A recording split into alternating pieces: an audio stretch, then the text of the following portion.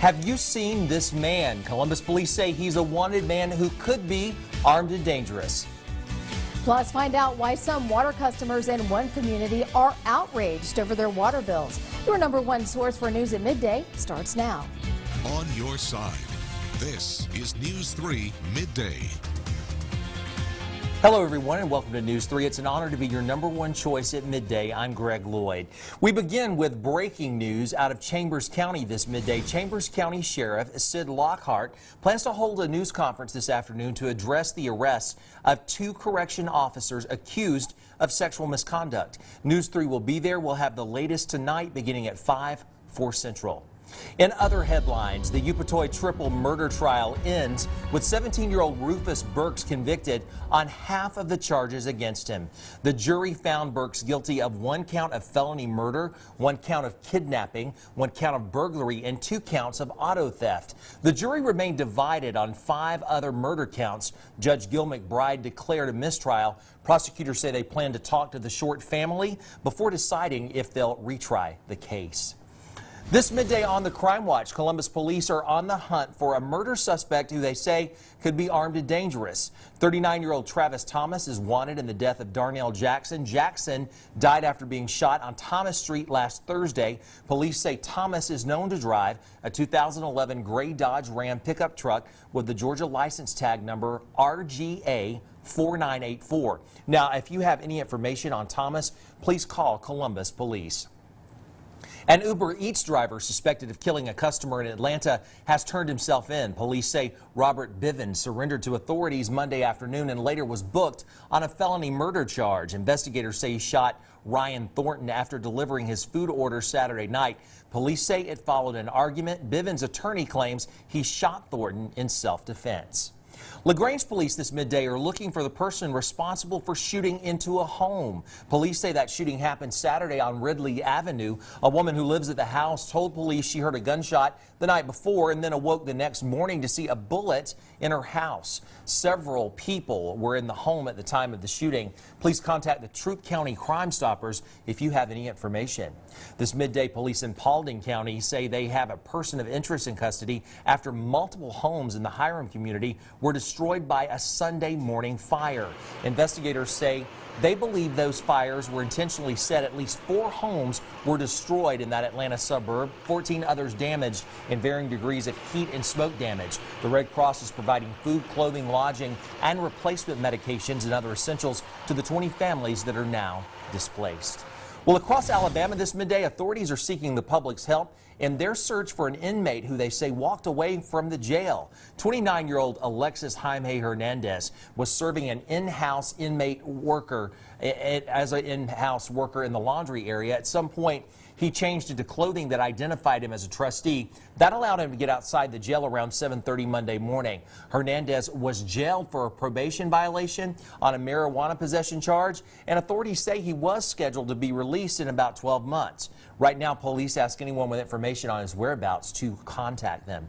Now for your first forecast, let's go ahead and check in with meteorologist Jeff Kelly on this cloudy Tuesday afternoon. Hi, Jeff. Hi, Greg, and we have seen this movie before, complete with popcorn. We did it yesterday. We're a little bit warmer right now, 73 than we were yesterday at this time, so we're on track to possibly break a record again today. That was fun yesterday. Why not do it again? A few clouds sneaking in the back door again, so we're overcast skies. Sun's playing a little hide and seek out there for this afternoon. The record is 80. I've got 79 because I couldn't commit to that. We're looking at the possibility of breaking a record. Of course, Bob will let you know later on this afternoon at 5 o'clock. I'll let you know what it's going to be like over the next couple of days, including the all-important weekend forecast coming your way in just a few minutes. Thank you, Jeff. Making news this midday, the future of an East Alabama nightclub remains uncertain following a deadly weekend shooting. Deputies say 28-year-old Michael Jones was shot and killed. It happened Sunday at the Rhythm and Blues Sports Bar on U.S. Highway 29 north in Casita. Lee County Sheriff Jay Jones says his agency has responded to criminal activity at the club dozens of times over the past 2 years. He says that's part of the reason he wants to see it shut down. The owner, Charlie Pruitt, says he's considered closing too, but has not yet made a decision. This midday, Richland residents are seeing red over high water bills. News 3's Tila Stahl live in the studio now with more. Tila? Greg, a flood of complaints over the bills caused tensions to boil over at Monday night's City Council meeting in Richland. Some residents say they received bills totaling as much as $5,000. Mayor Joseph McClendon declined to be interviewed, but says a loan received by the USDA to treat asbestos in the city's water system is to blame for that increase. Residents say the city's water problem goes beyond their expensive bills and starts with a lack of transparency at City Hall.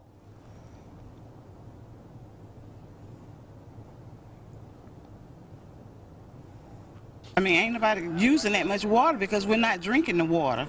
I can't drink the water because every time I drink it, I throw up. You tell us you done treated the water, but we can't drink the water. Every week we buying a case of water. We need to clean house in the city. That's what we need to do. We need to get rid of the mayor and the city council and start over. Mayor McClendon also told residents the bills they received were sample bills to give them an idea of how future bills would look and were never intended to be paid, even though the word sample did not appear on the bills that were sent. McClendon promised to send city officials to assess water meters at homes. Greg? Okay, Tila, thank you. Well, still to come on News 3 Midday, hear how Black Panther is breaking barriers socially and politically. That story's coming up. And if you want to stay connected with us here at WRBL News 3, we invite you to follow us on Facebook, Twitter, and Instagram. Jeff Kelly's full forecast is next.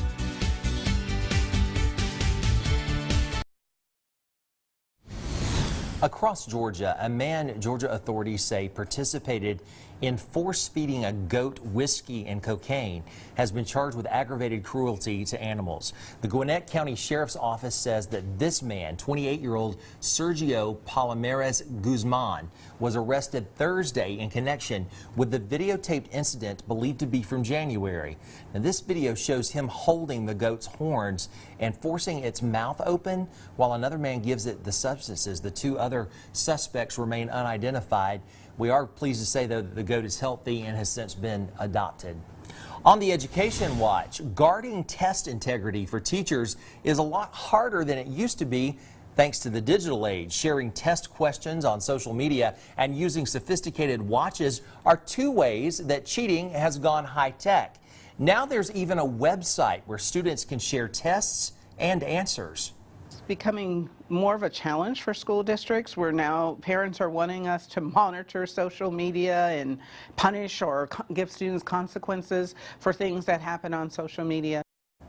If students are caught cheating, most receive failing grades on the project itself or even expulsion. And of course, the higher level of schooling the students involved in, the more severe the cheating consequences. Some schools now require students to cut off phones, tablets, and other electronics and keep them out of sight during class and exams. Happening right now, not only is the blockbuster Black Panther shattering box office records, it's inspiring some groups to help get more African Americans registered to vote. Macy Jenkins reports. From coast to coast, the excitement about Marvel's new film Black Panther is electrifying. And activists with the Electoral Justice Project are trying to harness that energy to push more African Americans to the poll. Their movement is called Wakanda the Vote. I think that the movie has definitely set a tone in the black community to encourage black folks to get out and protect their own Wakanda.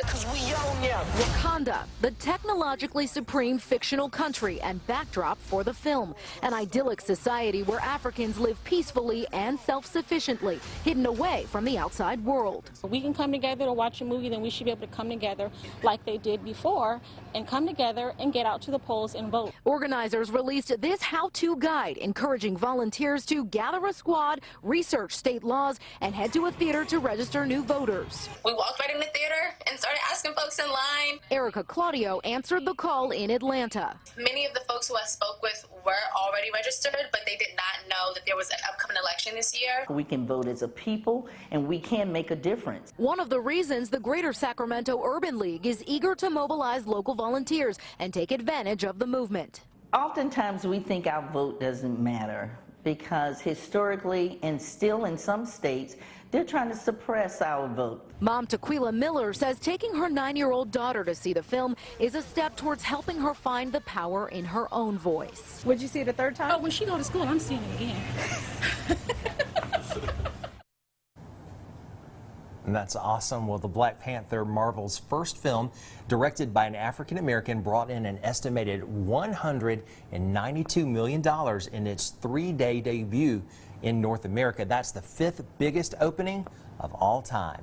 Well, still to come on News 3 Midday, there is a recall that you need to know about to keep your best fur pal safe. News 3 has the details coming up in 2 minutes. To the Health Watch, and the flu shot may do more than just protect you from the flu. It apparently could also be good for your heart. According to doctors at Public Health Ontario, the vaccine may protect people from heart attacks, especially for people who are at high risk of having one. Some in the medical community say the flu shot could be like taking high blood pressure medication. Doctors say a combination of inflammation and increased risk of blood clotting and the stress of the flu puts on the body could be factors that might lead to heart attacks in some people. Well, it looks like Kentucky Fried Chicken is running out of fried chicken in the UK. About 800 of the company's roughly 900 locations in Britain closed. KFC blames that problem on a logistics snafu that stopped chicken deliveries. The logistics company acknowledged Monday a number of those deliveries were incomplete or delayed, but right now there is no word on how long they expect those KFC stores to be closed. Albertsons is making a major purchase. The grocery store chain is picking up a chunk of Rite Aid. The two together will have about 4,900 locations and could generate about $83 billion in annual sales. Albertsons pharmacies will be rebranded as Rite Aid, and some Rite Aids will continue to operate as standalone stores. On recall this midday, 4 dog food brands from J.M. Smucker Company. The recall comes after a drug used to euthanize animals was found in some canned food. The move follows a warning from the FDA that low levels of the drug pentobarbital were detected in cans of gravy train food. Pentobarbital is mostly commonly used as a sedative, anesthetic, or to euthanize animals. The voluntary recall includes specific shipments of Gravy Train, Kibbles and Bits, Ol' Roy, and Skippy canned dog food. The contamination was tracked to a single supplier at one manufacturing facility. Well, we'll be back with more News 3 Midday in just a moment. Stay with us. Well, today is National Love Your Pet Day, and here is mine. Yeah, Ty Kitty, Tyson Gregory. Oh, they've got me there again. Well, News 3 viewers have been sending us pictures of their lovable furry friends. Nice. We're going to just take a look here just a moment. Look at that. All of them adorable, the puppy and the 2 kitties. There's look at another that guy, just taking dog. it really easy. Oh, yeah, look at there.